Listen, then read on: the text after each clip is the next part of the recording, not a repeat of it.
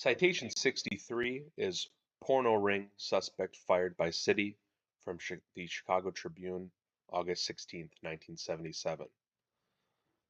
The Cook County State's Attorney's Office and Chicago Police have said that Norman's Delta project was born in Cook County Jail last spring while he was awaiting trial. They said that, unknown to jail officials, Norman used jail printing facilities to send out 3 newsletters about the project to homosexual clients throughout the country and to those who answered his advertisements in pornographic publications. Authorities said Paskey, also a jail inmate at the time, worked with Norman on the project. That's Philip Paskey.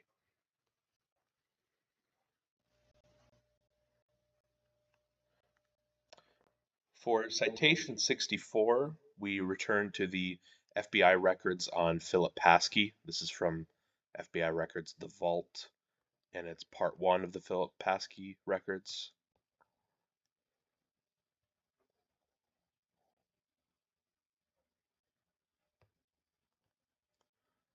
Oops. There we go. This is page 66. It's a little cut off here on the left, but it's just brief here as far as what your attention should be drawn to. That being that John David Norman is then dismissed of his charges for his Dallas arrest, his 1973 Dallas arrest in June of 1975. June 18th, 1975. So keep in mind that this is after his Illinois arrest and then his previous Dallas charges are dropped. You can tell here that this is August 14th, 1973, but it's cut off. So for some reason, he's suddenly dismissed of those old Dallas charges.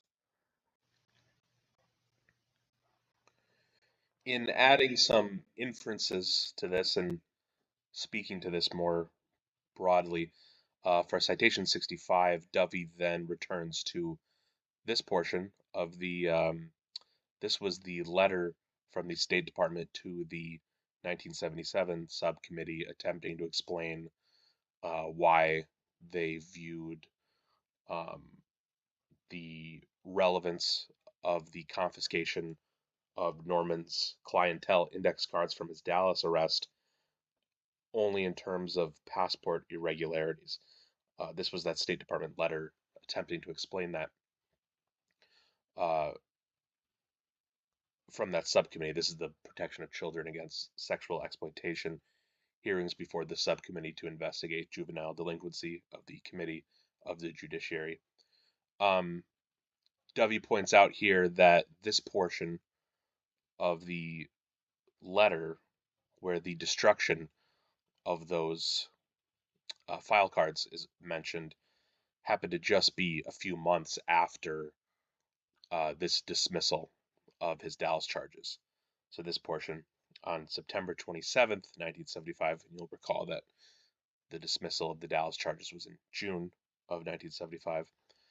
The operative portions of the Privacy Act, 1974, came into effect, and the department undertook a systematic review of its files to identify those individual name files which are relevant and necessary to accomplish the department's statutory purpose. This is the criteria by the law for the maintenance of such files, and files not meeting that criteria were destroyed in accordance with department policy. The file cards received from the Dallas police were determined not to qualify as records relevant to the department's statutory purpose and were destroyed. So in setting this up in kind of a timeline of events, you have a sudden dismissal, you have the very strange confirmation of an unexplained nature of the destruction of his clientele cards by the State Department mere months after the original dismissal, and then as Dovey points out in pages 35 to 36. Dallas man porno kingpin from the Austin American-Statesman, May 26, 1977. Shortly after Norman published his first newsletter from Cook County Jail last year, someone in California, whom police have not been able to identify, provided the $36,000 in cash needed for his bail. So there's a couple things to notice here. First of all, when we last got word of Norman's bail, it was upwards of $300,000.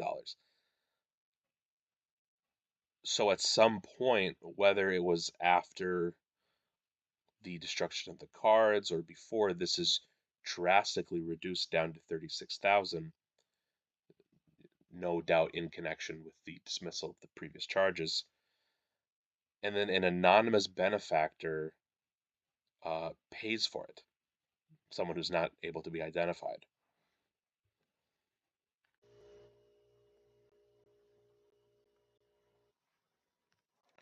Citation 66, we return to Chicago is center of national child porno ring from the Chicago Tribune, May 16th, 1977. It's two portions here.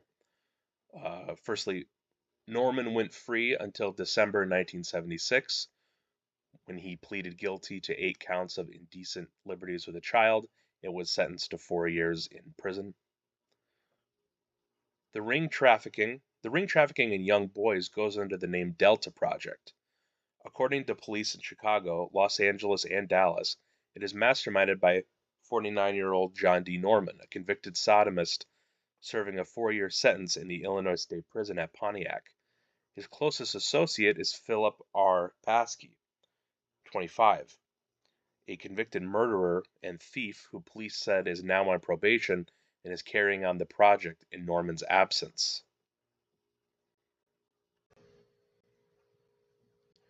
And then, as a secondary source for citation 66, we can see on page 52 of the FBI Philip Paskey file, the same one as before, that Philip Paskey was indeed paroled in January of 1976. Zoom in here.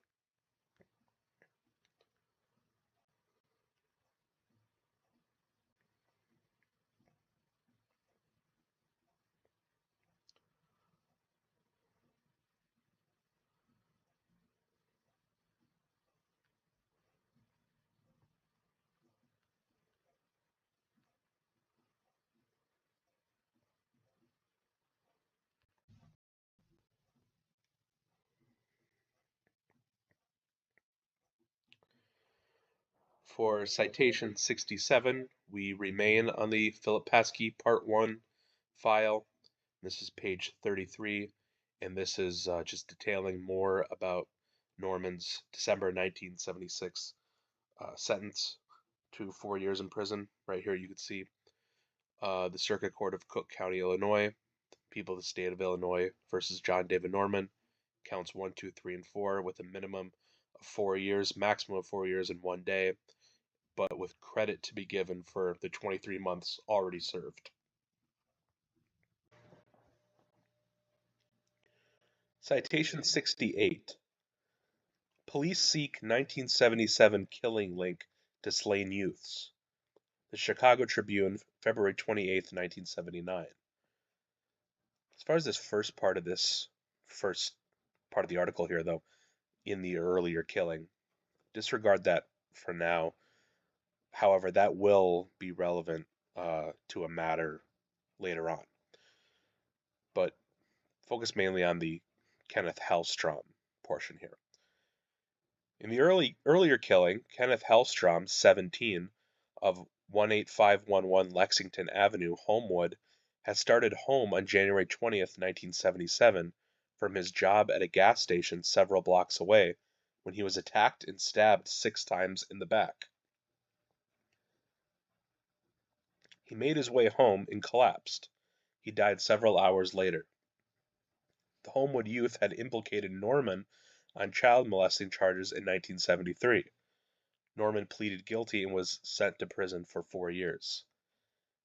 And yes, recall that earlier Kenneth Hellstrom's name did in fact come up as one of the youths who went forward with his parents um, in reporting um, what John Norman was doing that led to his first Illinois arrest in the fall of 1973. That takes place. He is a major part of what leads to his arrest then, and now uh, the process of trying to put him away again, and someone who would be as uh, capable, have the capability of testifying in such a crucial way, is now winds up dead. Although Norman was in prison the night Hellstrom was killed, police want to question his alleged accomplice in the child prostitution ring, Philip R. Paskey, who was once tried for murder but later pleaded guilty to theft after plea bargaining with prosecutors.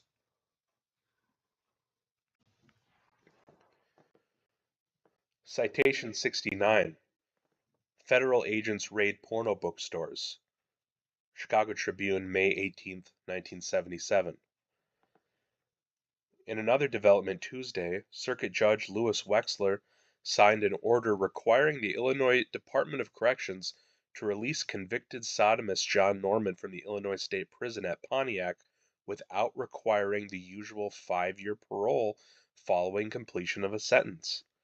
Norman, 49, Monday, was named in the Tribune series as the organizer of a ring that sends young boys to homosexual clients throughout the country.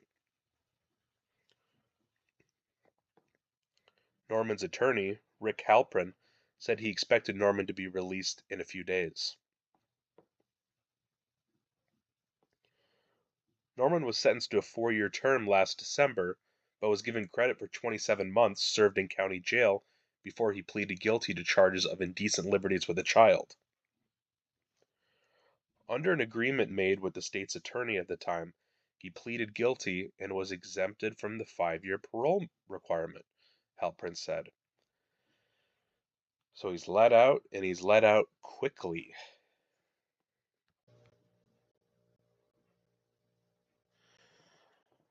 To no surprise whatsoever, Citation 70 is parolee arrested in child porn raid, Chicago Tribune, June 17, 1978. A North Side man on parole for operating a nationwide ring that supplied boy prostitutes to homosexuals was arrested Friday in his North Side apartment from where police said he had resumed the operation. John D. Norman, 50, was arrested at 685 1/2 West Wrightwood Avenue after a 16-year-old and a 17-year-old said Norman photographed them nude and had sex with them, police said. Both youths are wards of the Illinois Department of Children and Family Services.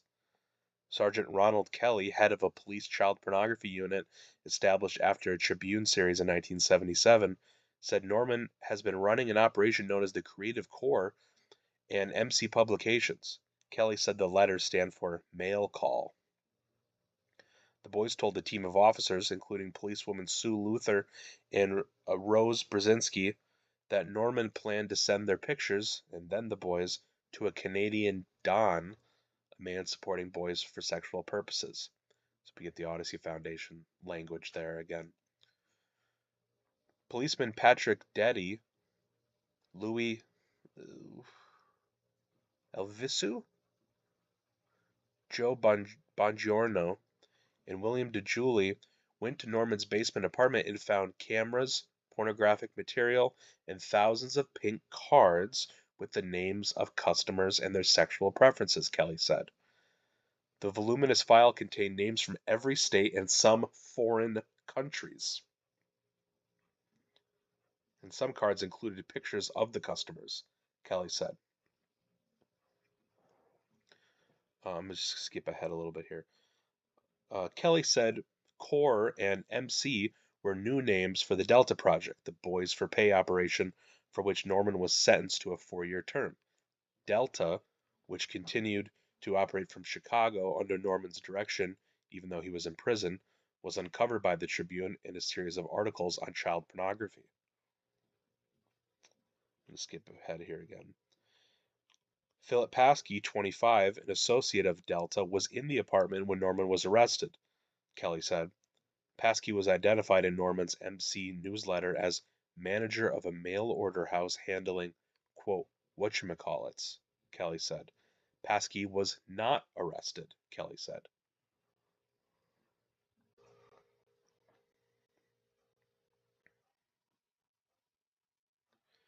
Citation 71. Bodies of 3 teens found in car. Throats cut. Chicago Tribune, February 26, 1979. The bodies of a 17-year-old ward of the state, his 19-year-old brother, and a 16-year-old Princeton, Illinois youth were found with their throats slashed early Sunday in a car parked in a north side alley. Dead are Michael Salcedo, 17, of Maryville Academy, 1150 North River Road, Des Plaines. His brother Arthur, also a former ward, of 613 North Euclid Street, Princeton, and Frank Mussa, 16, of 1009 Beach Street, Princeton. Police said all had been stabbed numerous times.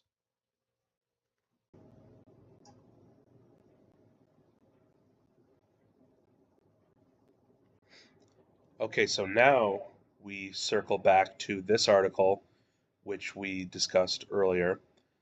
Police seek 1977 killing linked to slain youths. And we now need to go through the part of this that we did not go through before. So I'm going to skip the parts that I did read before and kind of fill in the blanks here. Chicago and Homewood police are investigating a possible link between the 3 youths whose bodies were found stabbed to death Sunday and a Homewood youth whose fatal stabbing 2 years ago was never solved, referring to Kenneth Hellstrom. One of the youths found slain Sunday was to have testified in the forthcoming trial of John D. Norman, who police have said is the leader of a nationwide child pornography ring. In the Sunday stabbings, 3 youths were found dead in a car parked in an alley at 1460 West Pensacola Avenue about 3 a.m. Each of the youths had been slashed many times and their throats cut in what police described as an almost ritualistic stabbing. The victims were identified as Michael Salcedo, 17, a ward of the state who lived at Maryville Academy in Des Plaines, his brother Arthur, 19, a former state ward who lives in Princeton, and Frank Mussa, 16, the son of a Princeton grocer. Michael was the youth scheduled to testify at Norman's upcoming trial. Witnesses told police that 30 minutes before the bodies were found, they had seen 6 males and a female in and around the car. Norman was arrested last June in his apartment at 6851 1/2 Wrightwood Avenue after 2 boys told police he had photographed them naked and performed a sex act with them.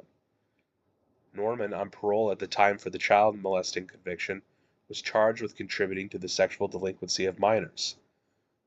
So we have 2 separate occasions now, 2 separate occasions where boys, young underage boys, who were first victimized, were first molested by Norman, then go on to be mysteriously murdered in the lead up to their testifying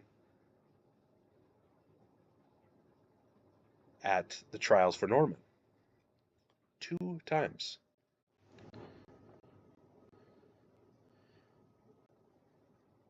Mother still holds hope son's killer will be caught. Southtown Star, December 11th, 2005.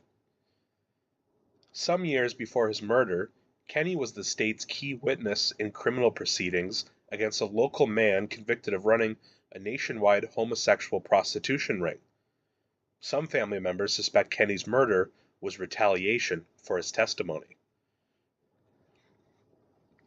When Rees, this is Kenny Hellstrom's sister, when Rees checked out John Wayne Gacy's biography from a Northwest Indiana library, she noticed penciled marks on a page that talked about Kenny and that man.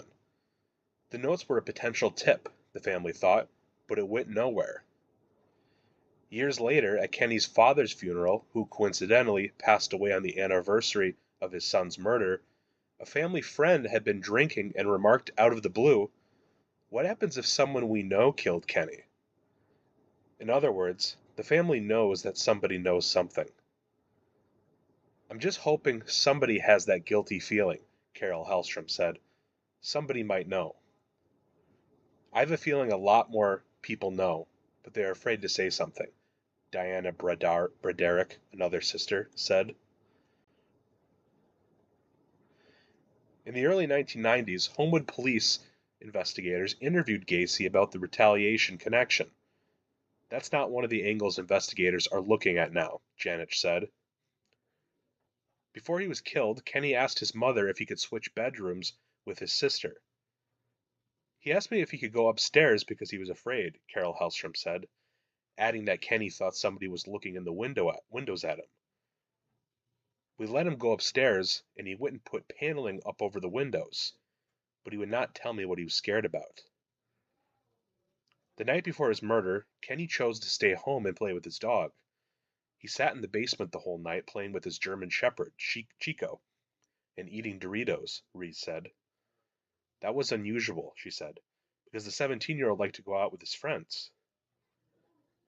29 years after Kenny's murder, Rees said, she can no longer muster enough tears to cry about her older brother. Carol Hellstrom has forgotten some of the worst parts of that cold, violent night. Getting answers about his murder will resurrect those memories, but it would also help Carol Hellstrom sleep a lot better. "You just get the feeling that it is not going to get solved," she said. "But I won't give up until I go upstairs and find out."